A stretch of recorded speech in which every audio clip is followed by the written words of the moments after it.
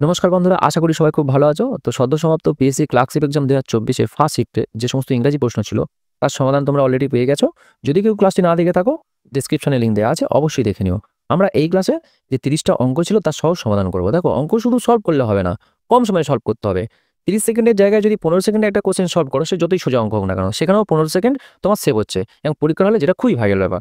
দেখো, 31 দাগের কোশ্চেন ছিল অঙ্ক, এটা সেট এর 31 দাগের অঙ্ক। 10 জন পুরুষ একটি কাজ 15 দিনে করে এবং 15 জন মহিলা ওই একই কাজ 12 দিনে শেষ করে। তাহলে 10 জন পুরুষ ও 15 জন মহিলা একত্রে কাজটি কত দিনে করবে? এখানে কোশ্চেনটা খুব সোজা হয়ে গেছে, যেহেতু এখানে যে 10 জন পুরুষ বলেছিল, আমার কোশ্চেন হচ্ছে যে 10 জন পুরুষ আর 15 জন মহিলা এখানে বলেছিল, এখানে হচ্ছে 15 জন মহিলা।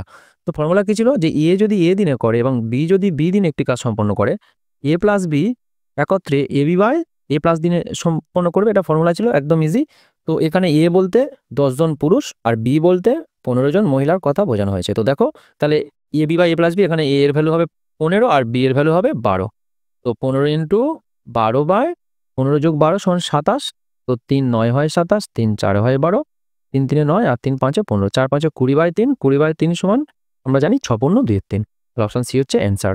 চলো নেক্সট ওয়ান, 32। এখানেও একটা অঙ্ক ছিল, খুব সোজা অঙ্ক। দুটি ট্রেনের গতিবেগের অনুপাত 7:8, কিন্তু দ্বিতীয় ট্রেনটি 4 ঘন্টায় 400 কিমি যায়, তবে প্রথম ট্রেনের গতিবেগ কত? তো 4 ঘন্টায় যদি 400 কিমি যায়, তাহলে দ্বিতীয় ট্রেনের যে গতিবেগ কত দাঁড়াবে? দ্বিতীয় ট্রেনের গতিবেগ দাঁড়াবে 100 কিমি পার আওয়ার। দ্বিতীয় ট্রেনের গতিবেগ হবে 100 কিমি পার আওয়ার। তো দেখো, তাহলে অনুপাত সেটা কি? 8। অনুপাত ছিল 7:8, তাহলে আমরা বলতে পারি এখানে 8 এর ভ্যালু হচ্ছে 100।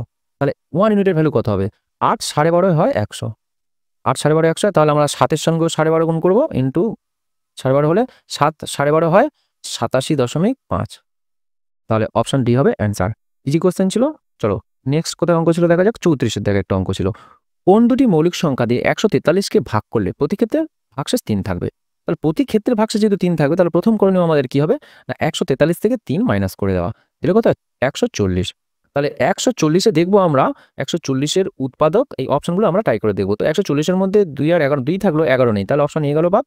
আচ্ছা, 140-এ 11 নেই, এটাও গেল বাদ, কারণ 11 দিয়ে বিভাজ্য হতে গেলে যদি 3 ডিজিট হয়, যদি 3 অঙ্কের সংখ্যা হয়, তাহলে এই প্রথম এবং শেষটা সমষ্টি হতে হবে এই মাঝেরটা।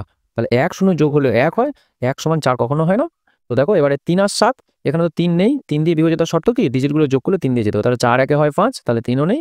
এখানে ক্লিয়ারলি আমরা বুঝতে পারছি অপশন ডি হবে অ্যান্সার। প্রথমে যদি আমরা ডিতে নজর রাখতাম, তাহলে এটা আমরা অ্যান্সার করে দিতাম, কারণ লাস্টে 0 আসে মানে 5 আর 14 তো 7 দিয়ে যায়। চলো, ইজি ওয়ান ছিল। নেক্সট ওয়ান, কোন বৃহত্তম সংখ্যা দিয়ে 1356, 1868 এবং 1764-কে ভাগ করলে প্রতি ক্ষেত্রে ভাগশেষ 12 থাকবে? এটা কিন্তু খুব সুন্দর কোশ্চেন।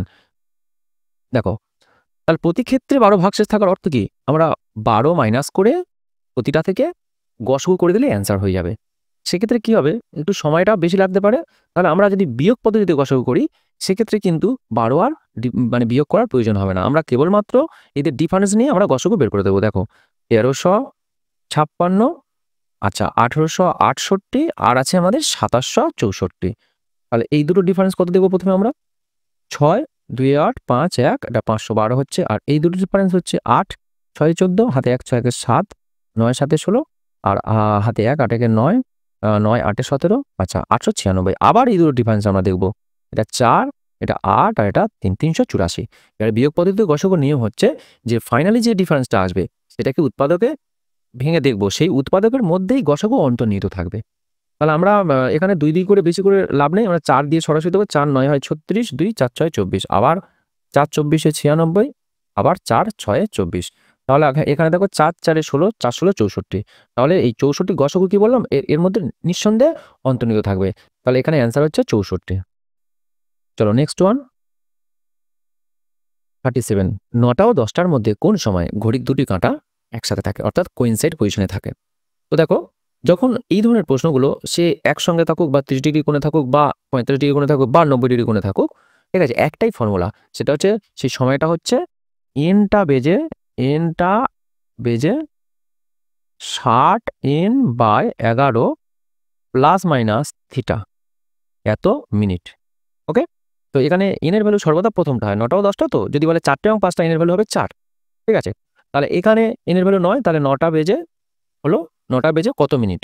তাহলে এখানে 60 ইন্টু হচ্ছে 9/11, আর থিটার ভ্যালু এখানে 0, কারণ ঘন্টার কাঁটা এবং মিনিটের কাঁটা একসাথে যদি থাকে তা তাদের মধ্যে কোণ সেটা হচ্ছে 0। তো এটা 0 হয়ে যাচ্ছে, আর লেখার দরকার নেই। তাহলে 9টা বেজে এত মিনিট, তাহলে হচ্ছে 540, 540 বাই 11, 4 11 44, 10 100, 10 100, 9 11 99, 49 পূর্ণ 1 এর 11 মিনিট। তাহলে 9টা বেজে 49 পূর্ণ 1 এর 11 মিনিট, অপশন সি হবে অ্যান্সার। ওকে, চলো নেক্সট ওয়ান দেখো 38। কোনো মূলধন 12 বছরে দ্বিগুণ হলে বার্ষিক সরল সুদের হার কত? দেখো, কোনো মূলধন দ্বিগুণ হওয়ার অর্থটা কি? সেটা হচ্ছে ক্যাপিটাল যদি 1 টাকা হয়, অ্যামাউন্ট বা সুদ আসল হবে 2 টাকা, অর্থাৎ এই যে 1 টাকা বেশি হয়েছে এটাই হচ্ছে ইন্টারেস্ট। ওকে, তাহলে সেটা বলছে 12 বছরে দ্বিগুণ। তাহলে আমাদের নর্মাল যে ফর্মুলা কি ছিল, সেটা হচ্ছে PR/T/100 is equal two interest. তাহলে এখানে পি এর ভ্যালু কত? পি এর ভ্যালু ক্যাপিটাল হচ্ছে 1, আর আমাদের বের করতে হবে, আর টাইম বলেছে 12 বছর, বাই 100 ইজ ইকুয়াল টু ইন্টারেস্টও 1 টাকা 1। তাহলে 4 3 12 আর 25। তাহলে এখানে আর এর ভ্যালু দাঁড়াবে 25/3, 25/3% দাঁড়াবে। তাহলে 3 8 24, 8 পূর্ণ 1 3%। অপশন বি হবে অ্যান্সার। চলো নেক্সট কোশ্চেন নাম্বার 39। একটি মোটর গাড়ি 70 কিমি পার ঘন্টা বেগে যাত্রা শুরু করে এবং প্রতি 2 ঘন্টা অন্তর তার গতিবেগ 10 কিমি পার ঘন্টা বৃদ্ধি পায়। তাহলে মোটর গাড়িটি 345 কিমি রাস্তা অতিক্রম করতে কত সময় নেবে? দেখো, তাহলে 70 কিমি, তাহলে প্রতি 2 ঘন্টা অন্তর 10 কিমি বাড়ায়, তাহলে প্রথম 2 ঘন্টা এসে কত যাবে? প্রথম 2 আওয়ার্সে যদি 70 কিমি পার গতিবেগ যদি হয়, 2 ঘন্টা 70 কিমি পার আওয়ারে যাবে, তার ডিস্টেন্স কত যাবে? 140 কিমি। তারপরে 2 ঘন্টা সে যাবে 80 কিমি পার আওয়ারে, 80 কিমি পার আওয়ারে, তাহলে যাবে 160। তাহলে কত যাওয়া হয়ে যাচ্ছে? 200 আর পুরো 300 যাওয়া হচ্ছে, এইটুকু সমান 300। বাকি রিমেনিং কত পড়ে থাকছে? রিমেনিং পড়ে থাকছে 45 হচ্ছে কিমি। এই 45 কিমি যেতে কত সময় লাগবে? দেখো, এবার নেক্সট 2 আওয়ার্স কিন্তু পুরো যাওয়ার প্রয়োজন হবে না। নেক্সট 2 আওয়ার্সে তার গতিবেগ হবে নিঃসন্দেহে 90 কিমি পার আওয়ার। তাহলে 45 কিমি যেতে তার সময় লাগবে কত? টাইমটা লাগবে নিঃসন্দেহে 30 মিনিট বা হাফ ঘন্টা।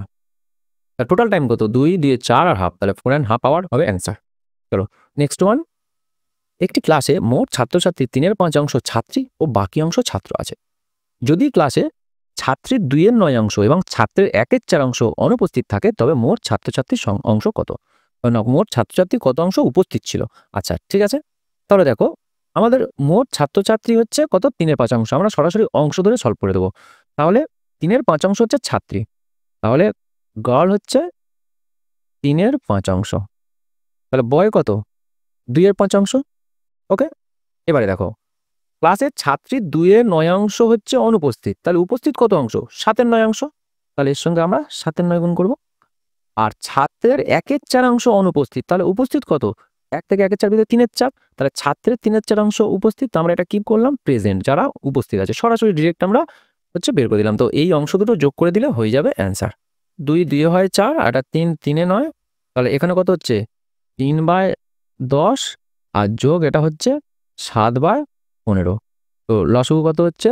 30। আচ্ছা, এটা 9 যোগ 15 দিয়ে 30 14, 14 9 23-এর 30 অংশ হচ্ছে উপস্থিত আছে। অপশন সি হবে অ্যান্সার। চলো নেক্সট ওয়ান 44। দেখো, দুটি সংখ্যার গসাগু 8, নিচের কোনটি কখনোই সংখ্যা দুটির লসাগু হবে না? দেখো, একটা সংখ্যার লসাগু বা এলসিএমে আর যাই থাকুক না থাকুক অবশ্যই গসাগুটা থাকবেই থাকবে। এলসিএম সমান হয় এইচসিএফ ইন্টু, যদি দুটো সংখ্যা হয় তাহলে প্রোডাক্ট অফ টার্মস বা পদের গুণফল, প্রোডাক্ট অফ টার্মস। তাহলে একটা সংখ্যার লসাগুতে অবশ্যই গসাগু থাকবে। তাহলে বলছে যে গসাগু 8, এর মধ্যে কোনটা লসাগু হবে না? তাহলে যার মধ্যে 8 থাকবে না। 24-এ 8 আছে, তাহলে এটা অ্যান্সার হবে না। 48-এ 8 আছে, হবে না। 56-তে 8 আছে, হবে না। 60-এ 8 নেই, এখানে এটাই হবে অ্যান্সার, যে 60 কখনো লসাগু হতে পারবে না। চলো নেক্সট ওয়ান 45। একজন দোকানদারের কাছে যে পরিমাণ ডিম আছে তার 5% ভাঙা, বাকি ডিমের 93% বিক্রি করার পরে তার কাছে 266টি ডিম অবশিষ্ট থাকে। প্রথমে তার কাছে কতগুলি ডিম ছিল?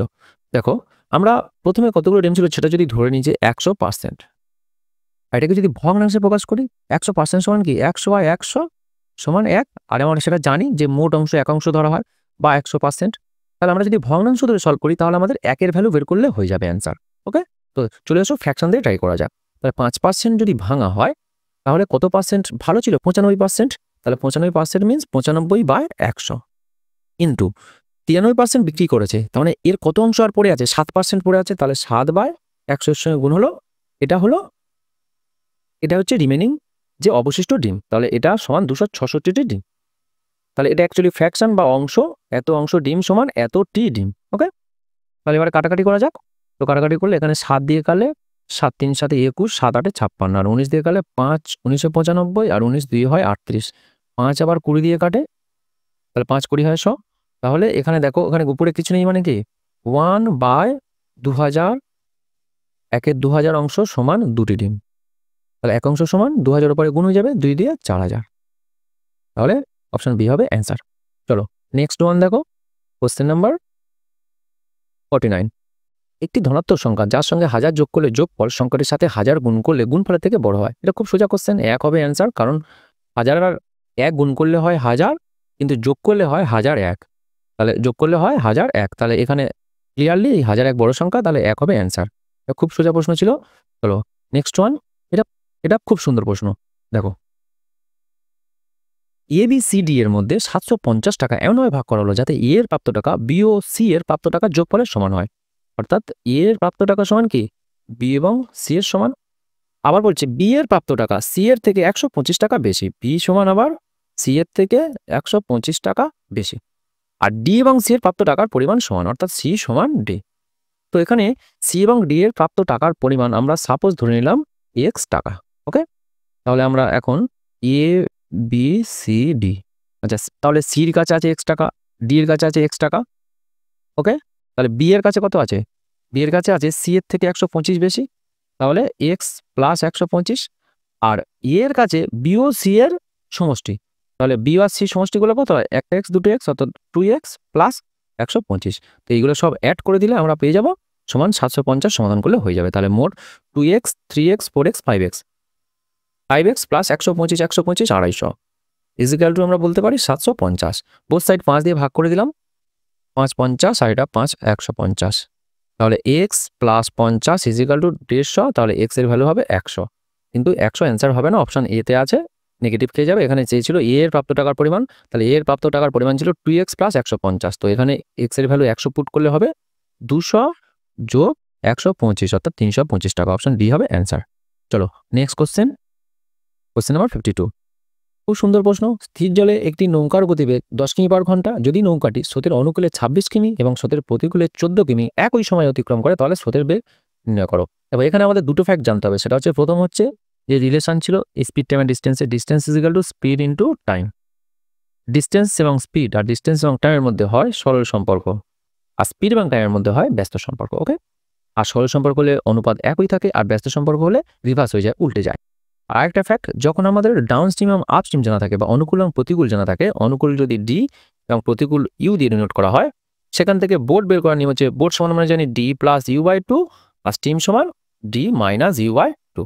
ওকে, তো দেখো একই সময়ে যখন টাইমটা ফিক্স থাকছে, ডিস্টেন্স ইকুয়াল টু আমরা জানি স্পিড ইনটু টাইম, তখন স্রোতের অনুকূলে যায় 26 কিমি, অর্থাৎ 26 কিমি ডাউন স্ট্রিমে যায়, আর আপ স্ট্রিমে যায় 14 কিমি। তাহলে অতিক্রান্ত দূরত্বের অনুপাত কত দাঁড়াবে, 2 দিয়ে কাটলে হচ্ছে 13:7, 13:7 আছে। তাহলে যেহেতু অতিক্রান্ত দূরত্বের অনুপাত 13:7, তাহলে নিঃসন্দেহে তাদের স্পিডের রেশিও হবে 13:7, 13/7। টাইমটা এখানে ফিক্সড, সময় একই বলে দিয়েছিল। ঠিক আছে, তো এবারে আমরা তাহলে ধরে নেব যে ডি এর ভ্যালু 13, ডি সমান আমরা ধরে নিচ্ছি 13, আর ইউ সমান ধরে নিচ্ছি 7।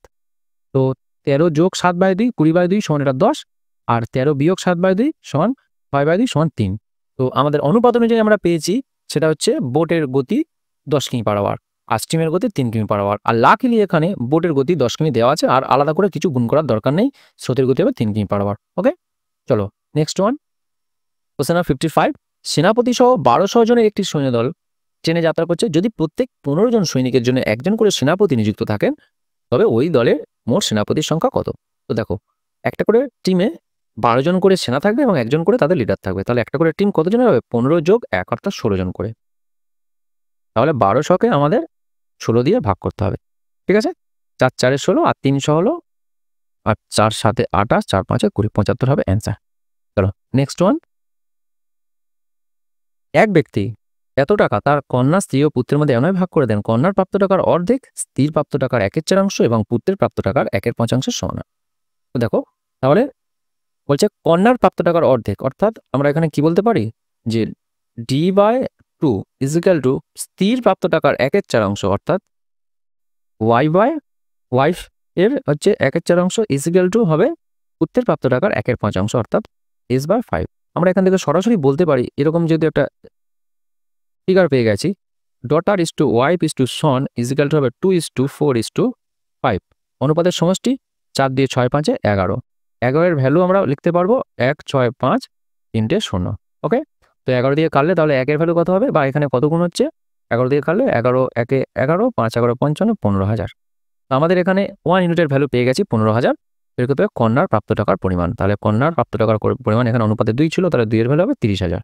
1 এর ভ্যালু যদি 15,000 হয়, 2 এর ভ্যালু 30,000। চলো নেক্সট ওয়ান। একটি দুধ ও জলের মিশ্রণে ওজনের হিসাবে 75% জল আছে। যদি 60 গ্রাম ওই মিশ্রণে 15 গ্রাম জল যোগ করা হয়, তবে নতুন মিশ্রণে শতকরা কত ভাগ জল থাকবে? 75%, এই যে 75% সমান কত অংশ? 75/100 সমান 25 দিয়ে গেলে 3/4 অংশ। তাহলে 60 গ্রাম মোট মিশ্রণ, তাহলে 60 গ্রাম মিশ্রণে প্রথমে দেখবো আমরা দুধ ও জল কত ছিল। তাহলে 60 গ্রামকে যদি আমরা 3:1 হিসেবে ভাগ করি, কারণ এখানে রেশিও কত 3:1 হবে, কারণ জল যদি 3 হয় 1 থাকবে দুধ, তাহলে সেখানে ভাগ করলে হবে 15 আর 45 দাঁড়াবে।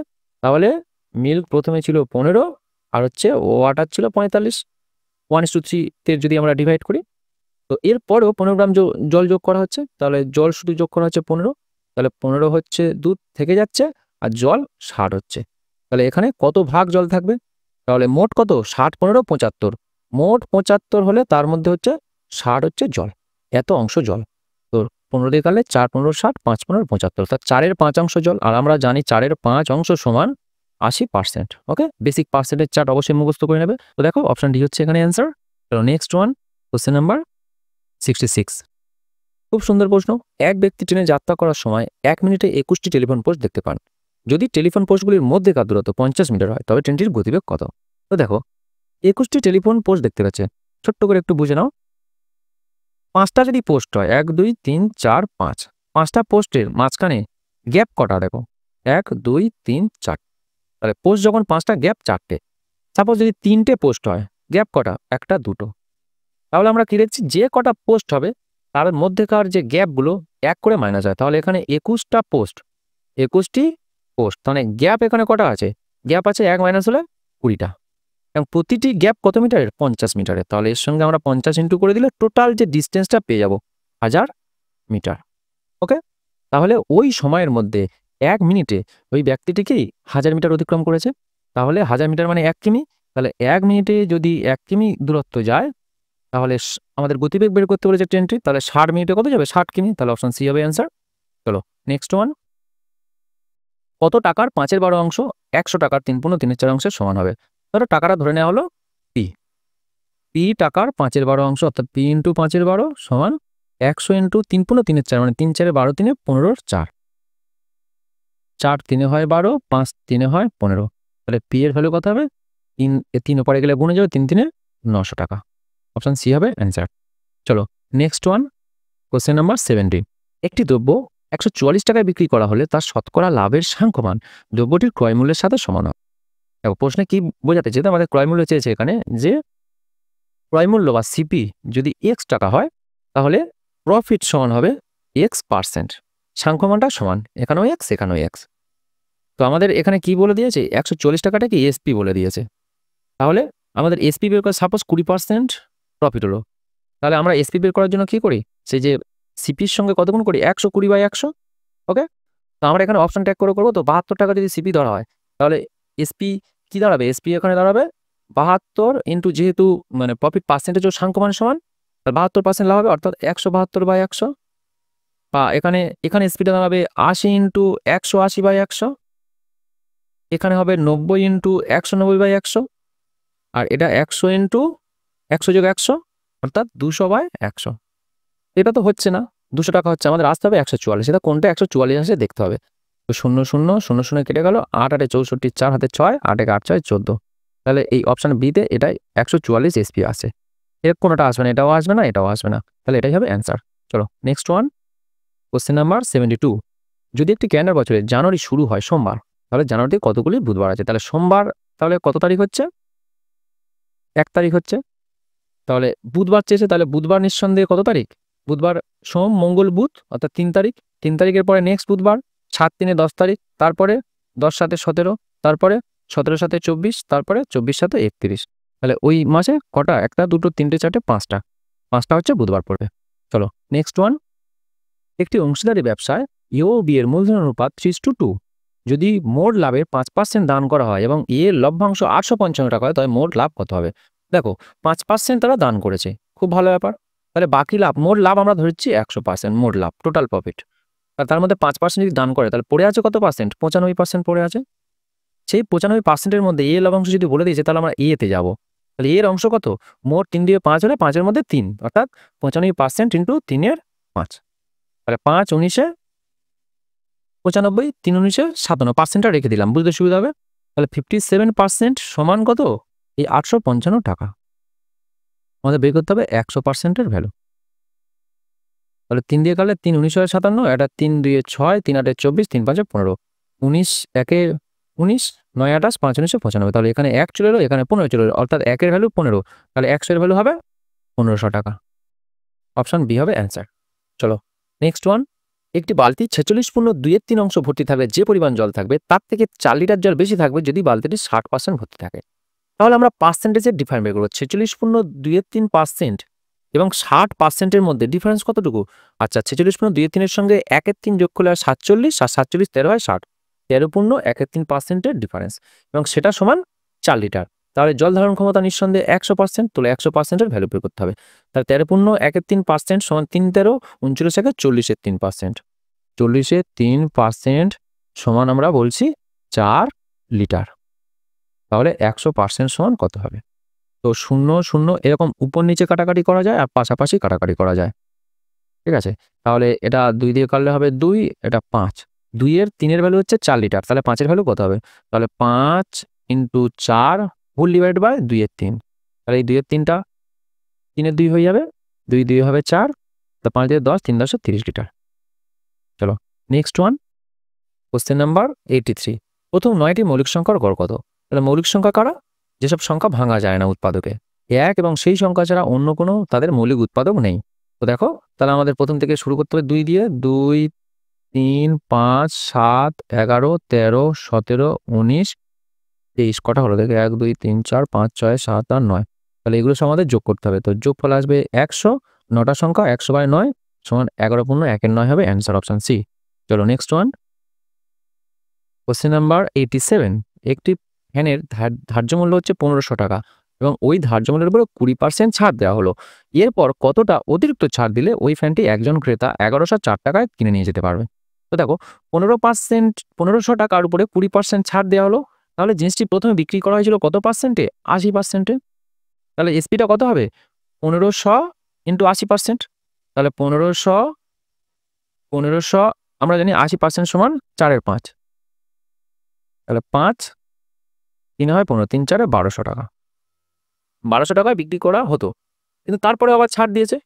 তাহলে ছাড় দেওয়ার পরে সেটা বিক্রি করেছে 1104 টাকায়। ডিসকাউন্ট কতটুকু দেওয়া হয়েছে? ডিসকাউন্ট তাহলে 96 টাকা ডিসকাউন্ট দেওয়া হয়েছে, মাইনাস 1200 টাকায় বিক্রি করার কথা ছিল, 20% ছাড় দেওয়ার পরে বিক্রি করছে 1104 টাকা, মানে আরও 96 টাকা ছাড় দেওয়া হয়েছে। এবার আমাদের বের করতে হবে পার্সেন্টেজ। তাহলে 1200 টাকার উপরে ছাড় দেওয়া হয় 96 টাকা। তাহলে 1200 টাকার উপরে ছাড় দেওয়া হয় 96 টাকা। 100 টাকার উপরে কি 100 গুণ করে দিতে হবে, 0 0 0 কেটে গেল, 8 12 হয় 96, তাহলে 8% হবে অ্যান্সার। চলো নেক্সট ওয়ান। Question number 88। খুব সুন্দর প্রশ্ন এটা, এক্সেলেন্ট কোশ্চেন। দেখো একটু মন দিয়ে বোঝার চেষ্টা করো। 2 জন লোক ও 7 জন বালক একটি কাজ 14 দিনে করতে পারে, আবার 3 জন লোক ও 8 জন বালক ওই একই কাজ 11 দিনে করতে পারে। 8 জন লোক ও 6 জন বালক ওই কাজের 3 গুণ কাজ কত দিনে শেষ করবে? দেখো, আমরা দুটো ইকুয়েশন পাবো এখান থেকে, সেটা হচ্ছে লোক আর বাইরে লাগলাম 3। দেখো, 2 জন লোক 2 ম্যান প্লাস 7 বয় কাজটি করে কত দিনে? 14 দিনে। আর 3 জন লোক 3 ম্যান প্লাস 8 বয় কাজটি করে 11 দিনে। দেখো, লোক এবং দিনের মধ্যে কি সম্পর্ক? ব্যস্ত সম্পর্ক। লোক আর দিনের মধ্যে যদি ব্যস্ত সম্পর্ক, আমরা এই ইকুয়েশনে যদি দিনে কিছু গুণ করি তাহলে এখানে ভাগ করতে হবে লোকে, আর দিনে যদি ভাগ করি তাহলে লোকে হচ্ছে আমাদের গুণ করতে হবে। তো দিনটাকে আমরা 1-এ পরিণত করবো, অর্থাৎ আমরা 14 ভাগ করবো। এখানে দেখো, দিনটাকে 1-এ পরিণত করলে এখানে 14 আমাদের ভাগ করতে হবে, তাহলে এখানে আমরা 14 কিন্তু গুণ করব, কারণ লোক এবং দিনের মধ্যে ব্যস্ত সম্পর্ক। ব্যস্ত সম্পর্ক হলে একটা রাশিতে যদি আমরা কিছু গুণ করি অপর রাশিতে সেই সংখ্যাটা ভাগ করতে হয়। তো এখানে আমরা 11 ভাগ করব, তাহলে এগুলোতে আমাদের 11 গুণ করে দিতে হবে। তাহলে এটা 14 দিয়ে হয়ে যাবে কত 28 মেন, এটা হয়ে যাবে 7 14 98 বয় হবে, আর এটা 1 হয়ে যাবে দিনটা। আর এখানে 3 11 33, আর এখানে 8 11 88, আর এটা 1 হয়ে গেল। তাহলে ওই কাজটা একদিনে শেষ করতে হলে আমি বলছি যে 28 জন ম্যান এবং 98 জন বালক লাগে। আবার ওই কাজটি একদিনে শেষ করতে হলে 33 জন লোক এবং 88 জন বয় লাগে। তাহলে আমরা বলতে পারি তো যে এই টোটাল এরা আর এই দুটো আমরা ইকুয়াল করে দিতে পারি, কারণ এখানে দিন সংখ্যা আমরা তো ইকুয়াল করে দিয়েছি, 1 করে দিয়েছি। এবারে দেখো মজা, তাহলে 28 জন ম্যান প্লাস 98 জন বয় সমান আমরা বলে দিতে পারছি 33 জন ম্যান প্লাস 88 জন বয়। তাহলে বয় সব এপারে আসলে মাইনাস হবে, 98 থেকে 88 বিয়োগ দিলে 10 বয় ইজিক্যাল টু হবে 28 জন মেন ওপারে গেলে মাইনাস হবে 5 ম্যান হবে। তাহলে 5 দিয়ে কাটাকাটি হলো 2, তাহলে 2 বয় ইজিক্যাল টু 1 মেন। একজন মেন সমান 2 জন বালক। তাহলে এবার আমরা সমাধান করবো এসব। দেখো তাহলে প্রথমে কি ছিল, 2 জন লোক এবং 7 জন বালক 14 দিনে করে। তাহলে 2 জন লোক সমান কি, আরেকবার লিখছি 2 জন মেন প্লাস 7 জন বয় করে সেটা 14 দিনে। তাহলে 2 জন ম্যান সমান কি, একজন ম্যান সমান 2 জন বয় হলে তাহলে এটা 4 জন বয় হবে, 4 বয়। তাহলে 7 4 11 জন বালক, তাহলে 7 4 11 জন বালক করে কাজটি 14 দিনে। ঠিক আছে, তো আমাদের বের করতে হবে 8 জন লোক এবং 6 জন বালক। তাহলে 8 জন লোক সমান কত, 8 দিয়ে 16 জন বালক, তাহলে 16 আর 6 কত মোট এখানে। তাহলে কোশ্চেন ফিগারের এটা সমান আমরা মোট বলতে পারি, এখানে 16 জন বয় আর 6 জন বয়, মোট 16 6 22 জন বয়, 22 জন বালক। তাহলে 11 জন বালক যদি 14 দিনে করে, তাহলে 22 জন বালক কত দিনে করবে, 14 হাফ দিনে, কারণ যেহেতু লোক ডবল হয়ে যাচ্ছে তাহলে দিন হাফ হয়ে যাবে। কিন্তু এখানে আরেকটা অ্যাড ছিল যে 3 গুণ কাজ, তাহলে 3 গুণ কাজ করতে আরও 3 গুণ সময় লাগবে, 3 সাথে 21 দিন হবে অ্যান্সার। ওকে, চলো নেক্সট ওয়ান দেখো, কোশ্চেন নাম্বার 91। 3 4 5 6 8 দিয়ে বিভাজ্য ক্ষুদ্রতম পূর্ণবর্গ সংখ্যা কত হবে। তাহলে নিয়ম হচ্ছে এগুলো লসগু করা, লসগুর মধ্যে দেখা যে কোন কোন সংখ্যাগুলো জোড়ায় জোড়ায় আছে আর যেগুলো জোড়ায় নেই তাদের সঙ্গে তাদেরকে একটা জোড় করে দেওয়া। তো দেখো প্রথমে লসগু করার আগে আমরা একটা ছোট কাজ করে নেবো, সেটা হচ্ছে দেখো 3 এই 6 এর মধ্যে আছে, তাহলে 3টা দিলাম বাদ, 4 এই 8 এর মধ্যে আছে, 4টা দিলাম বাদ। তাহলে কেবলমাত্র আমরা 5 6 এবং 8 এর লসগু করব। 2 যাবে 5 2 3 6 4 2 8, তাহলে এই 2 × 5 × 3 × 4 হচ্ছে এদের লসগু প্রত্যেকের। তো এখানে 4 পূর্ণবর্গ সংখ্যা আছে, ঠিক আছে। তাহলে 2 5 এবং 3 এর সঙ্গে আমাদের এখানে আরেকটা 2 ইন্টু করতে হবে, আরেকটা 5 ইন্টু করতে হবে, আর আরেকটা 3 ইন্টু করতে হবে, হয়ে যাবে অ্যান্সার। তো দেখো এখানে 5 দিয়ে 10 আর 5 দিয়ে 10 100 আমরা হাতে রেখে দিলাম, আর এটা কত হচ্ছে 3 3 9 4 9 36, তাহলে 36 হবে answer, option D is the right answer হবে। চলো নেক্সট ওয়ান, কোশ্চেন নাম্বার 93। দেখো এটা অলরেডি একটা শর্ট আমি বলে দিয়েছিলাম যে এখানে যদি এই পার্টটা ইকুয়াল থাকে, তাহলে এখানে যে কটা 9 আছে সে কটা শূন্য পাশে বসে দিতে হবে, দিয়ে আর এদের ডিফারেন্স এই 995 এবং 999 এর যে ডিফারেন্স 4 মাইনাস করে দিলে হয়ে যাবে অ্যান্সার। ঠিক আছে, এখানে অ্যান্সার হবে অপশন বি। এই 9 9 9 তিনটে শূন্য থেকে 4 বিয়োগ দিলে হয় এই অপশন বি। চলো আর কোনো অঙ্ক আছে, হ্যাঁ আছে 94।